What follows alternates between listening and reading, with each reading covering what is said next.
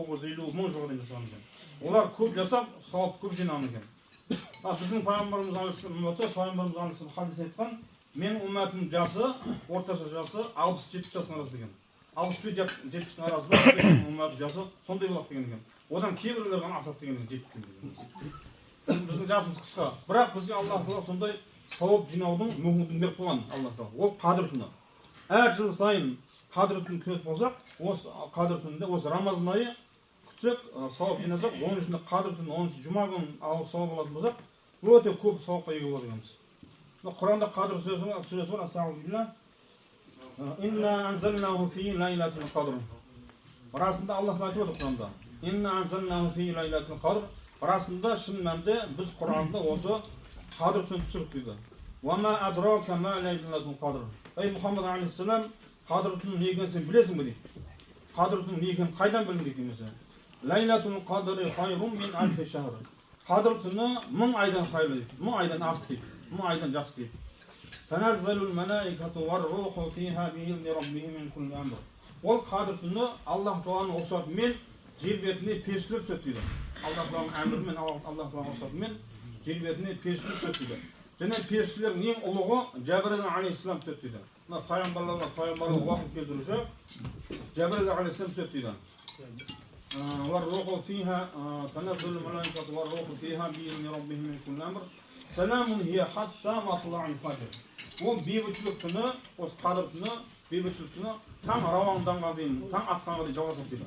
Яғни осы 26 күні күн батқаннан бастап, ертесі таң намаз уақыты, бамдат намаз уақыты кіргенге дейін осы Қадір түні өзгертілген. Сол уақытта бір түн ләжбар күндіз демалып, түні бойы құжық болатын болсаңыз, 83-4 ай бір жаңағы Қадір түнінің сауабы 83-4 ай тұрған. 1000 айымыз жаңа есептегенде 83-4 айға тура келеді. Бір түнде құжық қылсаңыз, сондай сауап ие болады. Сол үшін мүмкіндігінше осы жылда осы Қадірді жібермеуіміз керек. Сол түні ләж барса, Құран оқып, намаз оқып, нәпіл намаз оқып, қазы намаз оқып, тәсбih айтып, зікір айтып, уағыз тыңдап, сондай құлшылық істеуіміз керек. Сонда сауабымыз жылдан жылға әр жылы есептеңіз 83-4 айда сауап берсеңіз, кетті ғой бір 10 жылда пәленбай 1000 жылда сауап боласыз. 1000 жыл асып береді мысалы. 10 жыл күтсеңіз 1000 жылдан көп сауап боласыз. Сөйтіп баяғы пайғамбарлар үмметінде сауапқа ие боласыз. Өміріміз қысқа, бірақ көп сауап алады екенбіз сондай құлшылық болатын болсақ. Мына құрметті жамағат, сондай қасиетті ай бұл орамыз. Осы айдың үшін Аллах Тағала барлық сауапты кеңейтіп қойған. Бұл айда шайтандар кісілік дейді. Дозақтың қақпасы жабылады дейді. Дозақтың қақпасы жабылады дейді. Жәннаттың есігі ашылады дейді. Бұл айда тасбихты айтады. Әуәліху рахматун ва аусатуху мағфиратун ва ахируху айтқым минан ниран дейді. Тарух тасбихын айтады, айтып жүргісіне біледі. Рамазан айының алғашқы 10 күндігі Аллах Тағаланың әуәліху рахматун. Аллах Тағаланың алғашқы 10 күндігі Аллах Тағаланың кешірімі дейді, мейірім дейді. Ва аусатуху мағфиратун. Ортасындағы ай несі, әуелгі 10 күндігі Аллах Тағаланың мейірімі, ортасындағы 10 күндігі Аллах Тағаланың кешірімі, соңғы 10 күндігі Аллах Тағаланың көп адамдардың өзі пенделердің көбісінің күнәсін кешіріп, тозақ отынан азат етеді екен. Сондай ай екен. Бұл айда мына дұғаны көп оқыр екен адамдар, осы мұсылмандар. Бисмиллахир-рахманир-рахим. Аллахумма иннака афуун каримун тухиббул афа фа'фу анна. Мағынасы, я Аллах Тағала, сен афусың, күнәларды кешірсің. Фа'фу анна. Ондай болса біз кешір бар, я Алла дейді. Я Аллах Тағала, сен күнәларды кешірсің, жомартсың. Ондай болса біздің күнәларымызды кешіре көр. Сен кешіруді жақсы көресің, олай болса біздің күнәларымызды кешіре көр екен. Мынау кешіріміз екі түрлі бар екен. Мағфират деген кешірім бар, афу деген кешірім бар екен. Мағфират деген Аллахқа кешір дегенде, бірақ мына сол жағымыздағы амалап терімізде ызғап береді екен. Мысалға бір бетіңіз жарақшысы тыртыққа орнап береді ғой. Сол сияқты ол күнәсін мағфират қылса Аллахқа кешір дегенде оның жазасы бермейді екен.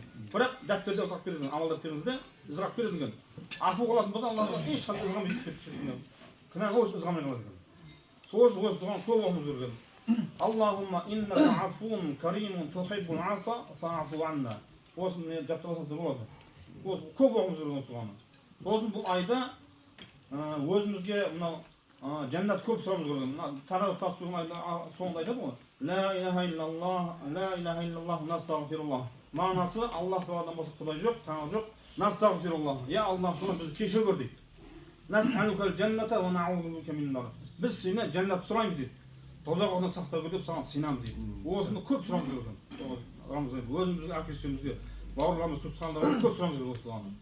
Я Алла бізге жәннат нәсіп ете көр, тозақ отынан аман сақтау көр, тозақ отынан бізді құтқара көр деп сұрамыз екен құрметті жамағат.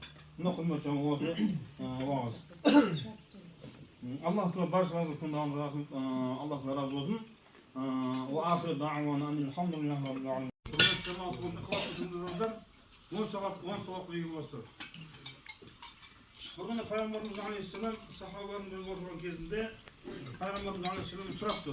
Ya Resulallah, ey Allah Teala'nın Ancak Peygamberimiz sana aytkan sahabeler aytkan. Ey sahabelarım, sizler kaçan bir yerde bir mecliste otursanızlar, сол отырыстың дастарханның ақысын өтеңіздер деген екен. Сонда сахабалар сұрапты, я Расулаллах, ол отырыстың дастарханның ақысы не деп сұраған екен. Сонда Пайғамбарымыз алейхиссалам айтты, сол отырыста Құран аятынан бір аят оқылса, менің хадис шарифінен бір хадис шариф айтылса, сол дастарханның ақысы өтеген болады деген екен. Мына құрметті жамағат, сол үшін дастарханның ақысын өтеп, кішкентай уағыз айтқаным дұрыс болады, жақсы болады, сауап болады, үлкен қасиеттеріміздің айында. Бұл наурыз күні кешке қадір түнкен күтеміз мына мешіт орталық мешітте. Бұл айда Құран түскен ай. Сондықтан бұл ай қасиетті ай болып есептеледі Алла Тағаланың хұзурында. Бұл айда істелген әрбір жақсы амалдар осы Рамазан айының құрметі үшін еселеніп көбейтіледі. Алла Тағала осы айдың құрметі үшін бір сауапты 710-нан бастайды, 10 бір сауапты 10-ға көбейтеді, одан 700 тіпті ықыласыңыз күшті болса, одан да артық жібереді. 700-ден де көп сауап болады сол қасиеттеріміздің айында. Әрбір амалға. Бұл айда оқылған нәпіл намазға Аллах Тағала сүннет намазды оқыған сауап береді екен. Сүннет намазын оқыған адамға фарз намазды оқыған сауап береді екен. Ал бір фарз намазды оқыған кісіге 70 фарз намазды оқыған сауап береді екен. Қараңыздар, сондай айдың қасиеттілігі соншалық. Оның ішінде қасиет жұма күні бар, Рамазанда жұма күні. Жұма күні тағы көбейтіледі. Қадірі тағы көбейтіледі. Сонда Аллах Тағаланың несі бізге берген осы кеңшілік екен бұл. Рахмат деген сондай. Мына бұрынғы пайғамбарлар, бұрынғы адамдар көп жасаған екен. Олар ең азы 120-130 сондай жасаған екен. Ең көп 1000 жылға дейін жасаған, 950-1000 жылға дейін жасаған екен. Олар көп жасап